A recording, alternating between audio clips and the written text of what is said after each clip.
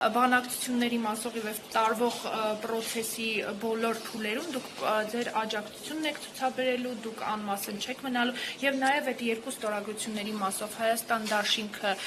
բանակցություններ սկսելու է քաղաքացիական պայմանագիր խմբակցության։ Գիտեք, process-ը ունի քաղաքական պատասխանատվություն ստանձնած քաղաքական ուժ։ Դա ենթադրում է, որ լոկոմոտիվը այդ ուժն է։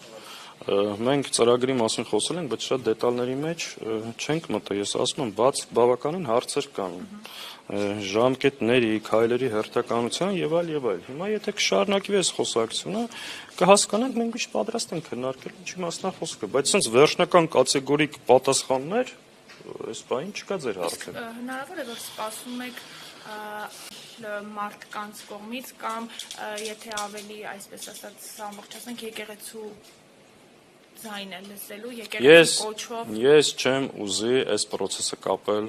եկեղեցու պաշտպանության process-ի հետ, որովհետև սրանք տարբեր բաներ են եւ տարբեր հարթություններ են ու սա պետք չի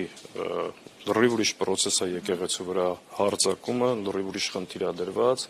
եւ այս process-ները պետք չի նույնացնել։ Բայց նախորդ տարի նույն այդ վստահությունը, կոնսենսուս համախմբվածությունը կար, կարծես թե Բագրատ Սրբազանի ակցիայի ժամանակ, բայց էլի ինչ որ դրական տեղաշարժ չեղավ։ Ես նորից եմ կրկնում, նախորդ 4 տարվա ընթացքում որ դա տեղի չի ունեցել, որտեղ բավարար ստորագրությունները չեն եղել։ Եղել են նաև այլ տեխնիկական եւ այլ խնդիրներ, բայց հիմնական հարցը դա է եղել։ Հիմա մեկ անգամ եւս կրկնում եմ, այս բլեֆից պետքա դուրս գան, գործընթացը սկսելու համար այդ անտեր ստորագրությունները պետք են։ Պետքա կենտրոնանալ դրա վրա։ Հայաստան խմբակցությունը ասում է դա կա։